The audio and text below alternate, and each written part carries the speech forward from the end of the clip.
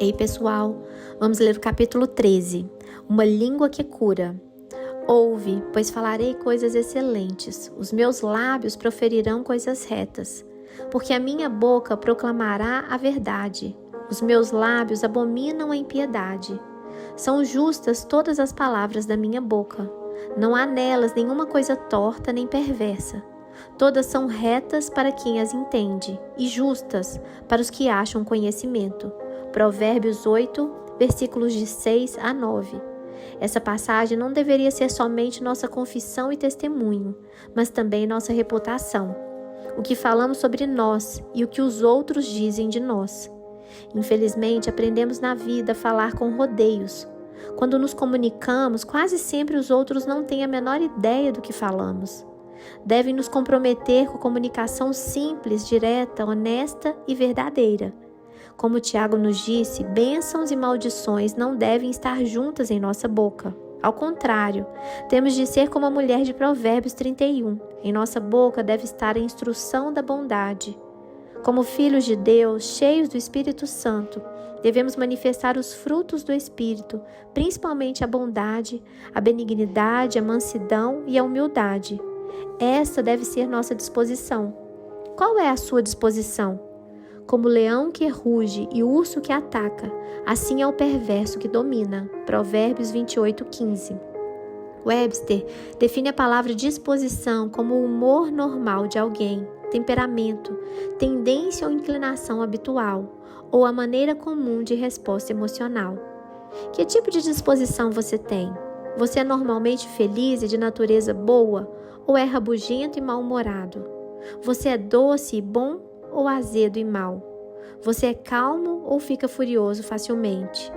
Você é positivo e entusiasmado ou negativo e deprimido? Você é despreocupado e fácil de agradar ou é áspero e exigente? Como mencionei anteriormente, parecia que eu estava rodeada de pessoas com disposição negativa. É difícil agradar pessoas que têm esse tipo de disposição. Se já esteve com pessoas assim por perto, tenho certeza de que você sabe o que quero dizer. Parece que sempre querem alguma coisa a mais do que ela já tem.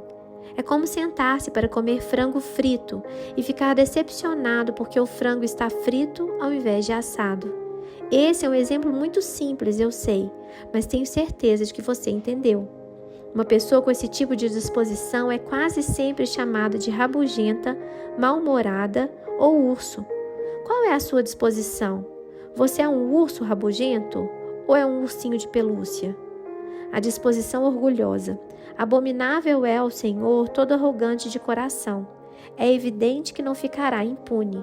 Provérbios 16:5. Pessoas com disposição orgulhosa são difíceis de lidar porque são arrogantes demais. Não se pode lhes dizer nada porque já sabem tudo. Têm tanta opinião que estão sempre na defensiva, o que faz com que não aceitem correção facilmente, porque teriam de admitir que estão erradas, e isso é algo quase impossível para elas. Em meu ministério, o Senhor me usa para trazer correção por meio da sua palavra. A carne, geralmente, não se importa com isso, mas correção é o que nos faz crescer no Senhor.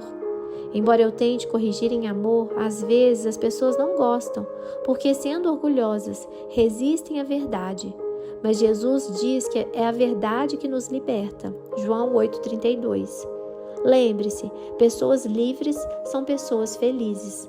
Além de estar sempre na defensiva, pessoas orgulhosas quase sempre estão ocupadas tentando convencer os outros de que precisam mudar ou do que precisam fazer. Foi incrível aprender que não é meu trabalho convencer a ninguém. Esse é o trabalho do Espírito Santo. Em João 16:8, Jesus disse que é o Espírito Santo quem convence as pessoas da verdade. Isso significa que não temos que tentar brincar de Deus na vida de outras pessoas. Mencionei como costumava fazer isso com meus filhos. Não sabia fazer como meu marido, que se baseava na palavra de Deus para dizer-lhes o que deviam fazer. E continuar com minhas tarefas, permitindo ao Espírito Santo convencê-los da verdade. Quando precisavam ser corrigidos, pensava que era meu trabalho tentar convencê-los de que estavam errados e eu certa. Eu pregava e lhes fazia sermões durante horas, tentando fazê-los concordar comigo. Aquele tipo de abordagem repetitiva e estressante deixava as crianças ainda mais frustradas. Elas mal conseguiam me aguentar. Sou grata a Deus por curar e restaurar nossos relacionamentos. Pessoas orgulhosas sentem necessidade de convencer os outros de que estão certas e eles errados. O versículo de Provérbios ensina que esse tipo de relacionamento dominante e superior não agrada a Deus. Ele deseja que seus filhos andem em bondade e humildade, e não com arrogância e orgulho. Pessoas orgulhosas quase sempre são muito rígidas, o que explica por que são disciplinadoras tão severas. Elas têm sua própria maneira de fazer as coisas e se alguém não faz o seu jeito, reagem de forma impetuosa, às vezes até violenta. Isso é assim que tem que ser feito, senão... Eu agi assim com meus filhos, e é por isso que meu marido, que havia sido um militar, disse que eu daria um bom sargento. No entanto, minha atitude com minha família não estava produzindo o resultado que esperava. Na verdade, estava fazendo o efeito contrário. Finalmente, pessoas orgulhosas quase sempre são complicadas. Embora a Bíblia nos chame a uma vida de simplicidade, elas sentem necessidade de transformar tudo em algo importante, fazer uma montanha de cada montículo. Em parte é porque têm de descobrir tudo, têm de saber as entradas e saídas de cada situação e saber a razão de tudo o que acontece na vida. Todas essas coisas ajudam a explicar por que pessoas orgulhosas não são muito felizes e pessoas infelizes não conseguem fazer outras pessoas felizes. E a pergunta é: que tipo de disposição Deus quer que tenhamos para ser uma bênção para nós mesmos e para os outros? Deus nos deu um modelo que possamos seguir? Uma disposição tranquilizadora. Eis aqui o meu servo que escolhi, o meu amado em quem a minha alma se compraz. Farei repousar sobre ele o meu espírito, e ele anunciará juízo aos gentios. Não contenderá, nem gritará, nem alguém ouvirá nas praças a sua voz. Não esmagará a cana quebrada, nem apagará a torcida que fumega, até que faça vencedor o juízo. E no seu nome esperarão os gentios. Mateus 12, versículos 18 a 21.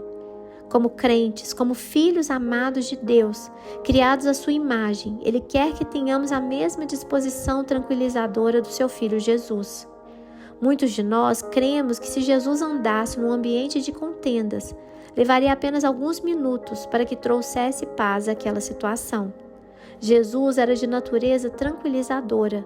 Jesus era cingido de mansidão. Não queria provar nada, não estava preocupado com o que as pessoas pensavam dele. Já sabia quem era, por isso não sentia necessidade de se defender. Embora outros ficassem preocupados com ele, sua resposta era sempre pacífica e amorosa. Esse é o tipo de disposição tranquilizadora que Deus quer para mim e para você. Esse é o tipo de língua que Ele quer que tenhamos, uma que traga encorajamento, edificação e exortação por onde quer que andemos. Somos assim ou somos rabugentos e cabeças duras? Somos humildes, simples e agradáveis ou orgulhosos, complicados e rígidos? Meu marido é uma das poucas pessoas que conheço que verdadeiramente tem uma disposição tranquilizadora. Ele é tão tranquilo que me impressiona. Ele pode estar pronto para um cochilo, mas se eu lhe pedir que vá à mercearia, ele dirá: claro, irei agora mesmo. Se fosse eu, posso lhe assegurar que minha reação seria completamente diferente. Geralmente, pessoas com esse tipo de disposição são encorajadoras e exortadoras. Não importa o que esteja acontecendo ao seu redor ou o que os outros estão dizendo ou fazendo. Parece que elas sempre têm uma palavra de encorajamento e bondade para compartilhar com todos. Essa é a maneira que Deus pretende que sejamos. É para isso que Ele nos deu a língua, não para cortar pessoas em pedaços, julgar e criticar e condenar aqueles que discordam de nós. Como mensageiros de Deus, porta-vozes, embaixadores da paz, não devemos ser ásperos e duros, orgulhosos e arrogantes, rígidos e inflexíveis. Ao contrário, devemos ser tranquilizadores e mansos, simples e humildes, flexíveis e adaptáveis. Para ser da maneira que Deus quer que sejamos, seus representantes na terra, devemos nos despojar de nossa velha natureza e nos revestir da nova natureza, que é a natureza de seu amado Filho Jesus Cristo. Uma nova natureza, no sentido de que, quanto ao trato passado, vos despojei do velho homem, que se corrompe segundo as concupiscências do engano, e vos renovei no espírito do vosso entendimento, e vos revistai do novo homem, criado segundo Deus, em justiça e retidão, procedentes da verdade. Efésios 4, de 22 a 24. Na versão King James, a declaração de abertura do versículo 22 diz: Despojai-vos concernente à antiga conversação do velho homem. Embora a palavra grega nastrofe nessa passagem não seja mais traduzida como conversação, nas versões mais modernas, porque o significado dessa palavra em inglês mudou do tempo de King James, em que era comportamento, ainda creio que haja uma ligação vital entre conversação e comportamento, que é um reflexo e expressão da nossa natureza. O Senhor me revelou que nossa natureza é vista por intermédio da nossa conversação. Significa que o tipo de pessoa que somos é revelado por nossa fala. Nossa natureza sai por nossa boca. Se tivermos uma disposição tranquilizadora, nossas palavras trarão essa tranquilidade às águas turbulentas. A Bíblia não diz que a resposta branda desvia o furor? Provérbios 15:1. Isso é verdade, se tivermos a disposição de deixar nosso orgulho e permitir que o Espírito Santo trabalhe por nosso intermédio, como Ele quiser, em cada situação. Se tivermos dispostos a nos humilhar diante do Senhor em mansidão e obediência, como Jesus fez, então a mesma natureza que motivou suas palavras e ações transformará a nossa natureza e trará tranquilidade à nossa vida e à vida de todos aqueles com quem entramos em contato. Jesus chamou isso de tomar seu fardo sobre nós. A natureza de Jesus. Vinde a mim todos os que estáis cansados e sobrecarregados, e eu vos aliviarei. Tomai sobre vós o meu jugo e aprendei de mim, porque sou manso e humilde de coração. E achareis descanso para a vossa alma, porque o meu jugo é suave e o meu fardo é leve. Mateus 11, de 28 a 30. Para ter a natureza de Jesus e manifestá-la, precisamos saber qual é a natureza dele. Cada um de nós tem uma natureza diferente. Não há dois exatamente iguais. Nossa natureza também muda à medida que passamos por experiências e ciclos da vida. Com o passar dos anos, tenho visto a transformação em minha natureza e na do meu marido. Sou do tipo que tem uma personalidade briguenta. Pessoas com meu tipo de disposição são difíceis de agradar. Nada serve. Elas têm de transformar tudo em algo importante. Tais pessoas não são muito felizes. Os mais felizes são os que enfrentam bem as coisas. São fáceis de agradar e se dar bem. São do tipo deixe o barco correr. São ajustáveis e adaptáveis. Tais pessoas quase sempre trazem tranquilidade às águas turbulentas. Tenho de admitir que durante os primeiros 21 anos de nosso casamento, até que eu fosse cheia do Espírito Santo, meu marido era muito mais feliz que eu. Finalmente, comecei a alcançá-lo, porque tenho mais a palavra de Deus em mim agora do que antes. No entanto, mesmo depois de ser batizada no Espírito Santo, não houve nenhuma mudança instantânea da noite para o dia em minha vida. Mudança real não acontece fácil ou rapidamente. Você já aprendeu que se quer mudar, deve querer, e querer tanto que se esforça para isso.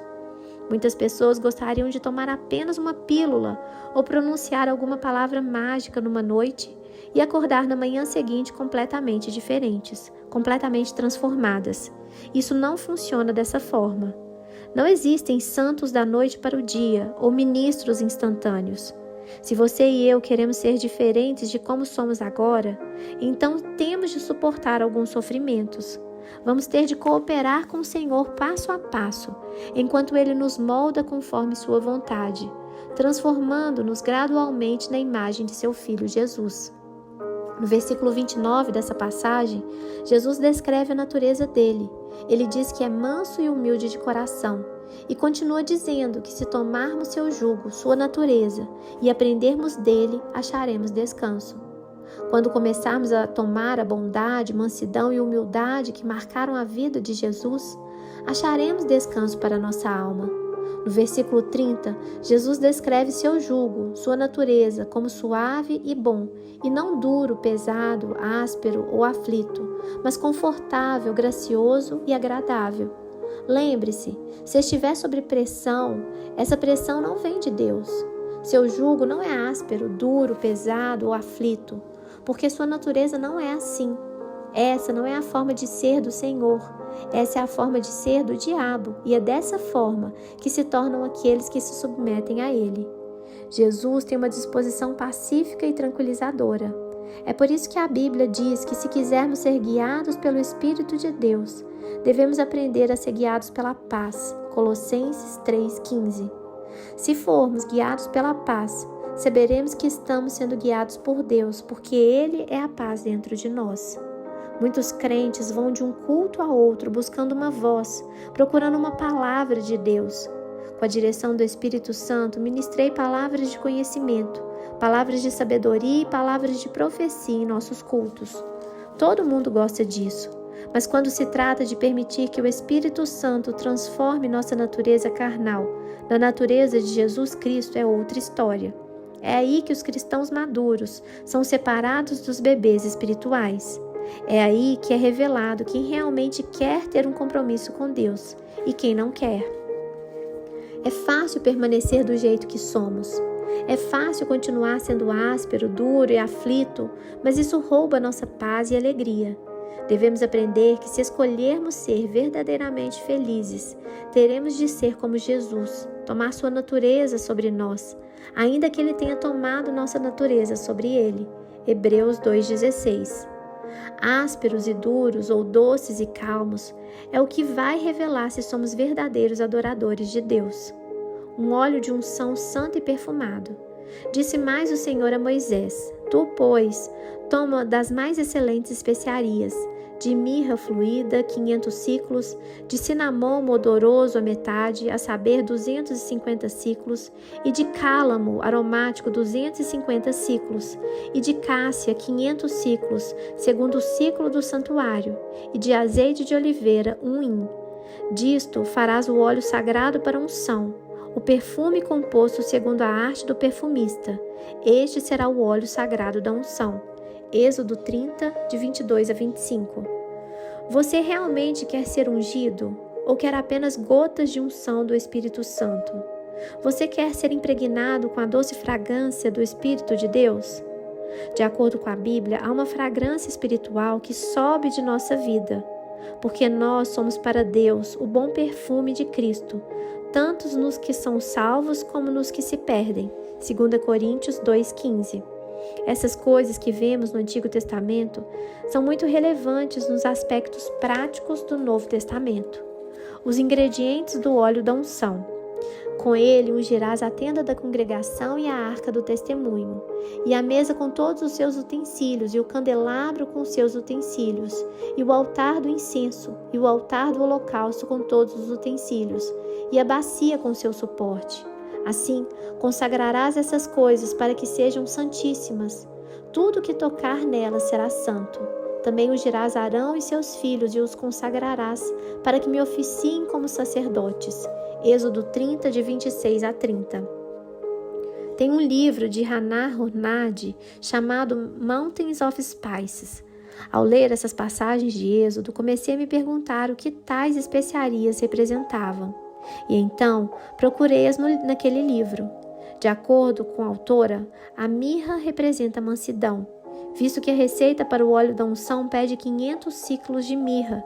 Isso representa uma grande quantidade de mansidão. Como vimos, mansidão é um dos atributos da natureza de Jesus Cristo. O cinamomo representa a bondade e o cálamo a suavidade. Então, se desejamos a unção de Deus sobre nós, teremos de ser impregnados de uma mistura de mansidão, bondade, suavidade e humildade. Cresça em Cristo e em amor. Digo, pois, que durante o tempo em que o herdeiro é menor, em nada difere de escravo, posto que é ele senhor de tudo. Mas está sob tutores e curadores até o tempo predeterminado pelo Pai. Gálatas 4, versículos 1 e 2. Devemos crescer e tornar-nos maduros em Cristo para reivindicar a herança completa que está separada para os filhos de Deus. No capítulo 4 de Gálatas, o apóstolo Paulo diz que quando um menor recebe uma herança, ela é entregue a um tutor até que o menor atinja a maioridade. Como herdeiros de Deus e co-herdeiros com Cristo, Romanos 8,17, temos uma herança em Cristo. Mas até que deixemos as coisas de menino e cresçamos, essa herança é guardada para nós pelo Espírito Santo. Só recebemos as bênçãos de Deus quando atingimos a maturidade suficiente para lidar com elas. Uma maneira de mostrarmos maturidade é pelo controle da língua. Como vimos em Isaías 58, de 6 a 9, temos de soltar as ligaduras da impiedade, desfazer as ataduras da servidão, deixar livres os oprimidos e despedaçar todo o jugo. Temos de repartir o pão com o faminto e recolher em casa os pobres desabrigados. Temos de cobrir o nu e não nos escondermos do nosso semelhante. O que o Senhor diz nessas passagens é que Ele quer que tenhamos o tipo de disposição madura do seu Filho Jesus, uma disposição que não é egoísta e egocêntrica, mas que se importa com os outros. Como Isaías afirmou, então nossa luz romperá como a manhã, e nossa cura, nossa restauração, o poder de uma vida nova, brotará sem detença. Nossa justiça, nosso relacionamento correto com o Senhor irá diante de nós, conduzindo-nos à paz e à prosperidade. A glória do Senhor será a nossa retaguarda.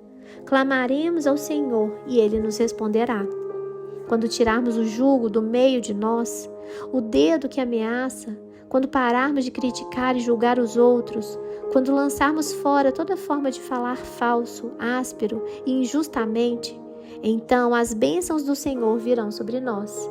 É assim que nos tornamos verdadeiros adoradores, um aroma doce e suave para o Senhor, uma fórmula para viver no reino, pelas quais nos têm sido doadas as suas preciosas e muito grandes promessas, para que por elas vos torneis coparticipantes da natureza divina, livrando-vos da corrupção e das paixões que há no mundo. Por isso mesmo, vós, reunindo toda a vossa diligência, associai com a vossa fé a virtude, com a virtude o conhecimento, com o conhecimento o domínio próprio, com o domínio próprio a perseverança, com a perseverança a piedade, com a piedade a fraternidade, com a fraternidade o amor. Porque essas coisas existindo em vós e em vós aumentando, fazem com que não sejais nem inativos nem infrutuosos no pleno conhecimento de nosso Senhor Jesus Cristo. 2 Pedro 1, de 4 a 8. Nessa passagem, há uma fórmula bíblica para sair da carne e entrar na natureza divina, e para experimentar o verdadeiro viver no reino. Nosso relacionamento com Deus começa no pátio externo. De lá, passamos para o pátio interno e finalmente para o Santo dos Santos. Nossa vida cristã começa com o novo nascimento. Oramos na carne, lemos a Bíblia na carne, vamos à igreja na carne, adoramos na carne e Deus aceita esse tipo de adoração porque Ele é quem nos leva ao nível em que estamos. Mais tarde Ele dirá, é hora de passar para o pátio interno, por intermédio da mensagem de santidade. A mensagem da santidade diz que antes Deus permitia certas coisas, mas agora não permite mais. Finalmente chega o dia em que Deus diz, agora é hora de entrar no Santo dos Santos. Para entrar naquele lugar, toda a nossa vida deve ser colocada sobre o altar diante do Senhor. Não podemos mais reservar as pequenas coisas que queremos para nós mesmos. Devemos desistir de tudo por Deus e nos tornarmos verdadeiros adoradores em espírito e em verdade. João 4:23. Isso significa que devemos estar prontos para viver diante de Deus, como Ele deseja, confiando que nos dará a graça para isso. Filipenses 2:13. Nessa passagem, a primeira coisa que nos é dita é que devemos tomar as promessas de Deus e zelar por elas. Muitas pessoas estão paradas bem no início. Elas nunca vão além das promessas de Deus. Andam por aí citando promessas a vida inteira, mas nunca zelam ou se esforçam. Por isso, nunca vem o cumprimento dessas promessas. Para crescer na verdadeira maturidade cristã e cumprir a vontade e o plano de Deus para a nossa vida, devemos decidir terminar a carreira que nos está proposta. 2 Timóteo 4:7. Haverá coisas que virão para nos desencorajar e nos fazer desistir, mas devemos ser determinados e zelosos. Devemos acrescentar fé ao nosso zelo, que por sua vez desenvolve a virtude ou a excelência. Há momentos em que o Senhor dirá: você não pode mais ser preguiçoso, desleixado e indisciplinado. Você tem de exercer excelência, determinação e energia cristãs.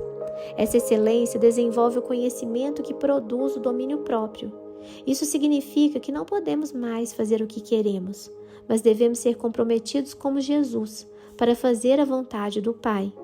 Uma vez que desenvolvemos o domínio próprio, ele, por sua vez, nos leva à firmeza, que é paciência ou resistência. Paciência não é apenas a capacidade de esperar, mas a capacidade de esperar com uma boa atitude. Enquanto esperamos, nossa vida deve exalar aquele doce aroma diante do Senhor. Com certeza, é mais fácil exalar um bom aroma quando as coisas estão indo do nosso jeito. É muito mais difícil quando tudo está contra nós.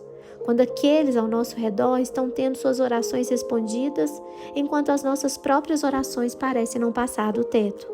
Nessas horas, pode parecer que Deus está surdo, que por alguma razão que não conseguimos entender, Ele se recusa a nos ouvir. Todos nós passamos por isso. O teste é: que tipo de fragrância exalamos enquanto esperamos? Nossa firmeza, nossa paciência e nossa resistência nos levam a algo chamado temor. É quando começamos a ser expostos a uma enxurrada constante de mensagens de santidade. Por quê? Porque Deus lida com cada um, com cada virtude cristã, uma de cada vez. Ele está nos levando a algum lugar. Deus está nos levando para si mesmo, capacitando-nos a permanecer na sua santa presença.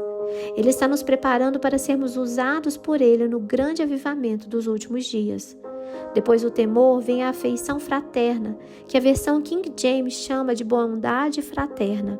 Esse tipo de afeição ou bondade fraterna produz o verdadeiro amor cristão, que é a tradução da Bíblia amplificada da palavra grega ágape, que significa amor semelhante ao de Deus. Cingi-vos de humildade. Cingi-vos todos de humildade, porque Deus resiste aos soberbos. 1 Pedro 5:5. Na época que comecei esse estudo sobre a língua, o Senhor me revelou, por intermédio dessa fórmula, que eu estava certa sobre ágape. Enquanto eu relembrava minha vida até aquele ponto, pude ver que o Senhor me sustentou em cada um dos estágios de crescimento cristão. Agora, ele dizia que era hora de fazer como Pedro e declarou: cingir-me como a humildade de Cristo. Creio que Deus diz isso para cada um de nós. Devemos cingir-nos com um manto de humildade, mansidão, bondade e suavidade. Devemos usar esse manto no mundo, agir como Jesus, exalar um doce aroma e ter uma personalidade tranquila. Depois que recebi essa mensagem do Senhor, eu estava ministrando em uma reunião e no final do culto um homem veio até mim e disse: sinto que esta será somente uma confirmação, mas tenho uma palavra do Senhor para você. Ele continuou a citar essa passagem, 2 Pedro 1, de 4-9, e disse: o Senhor diz que você está na bondade e depois disso vem o reino. Como disse anteriormente, sou cuidadosa com as palavras de outras pessoas, mas nesse caso não há como aquela palavra ter sido acidental. Ela me encorajou muito, porque acreditei que era uma confirmação do que Deus já tinha me mostrado. Esteja pronto para ser transformado. E todos nós, com o rosto desvendado, contemplando, como por espelho, a glória do Senhor, somos transformados de glória em glória na sua própria imagem, como pelo Senhor, o Espírito. 2 Coríntios 3:18. A mudança que precisa acontecer em cada um de nós não vem da nossa vontade, da nossa força ou das nossas boas obras. Ela vem de conhecer a Deus pessoalmente e intimamente. Nesse capítulo final, não ensinarei 7 passos para crescer no conhecimento do Senhor. Direi qual é a sua única responsabilidade. A confissão é boa, faz coisas na vida do crente, mas não muda o homem interior. Certos tipos de programas de oração são bons, ajudam a desenvolver a disciplina espiritual, mas não mudam o homem interior. Ler a Bíblia, frequentar a igreja e muitos outros exercícios são bons.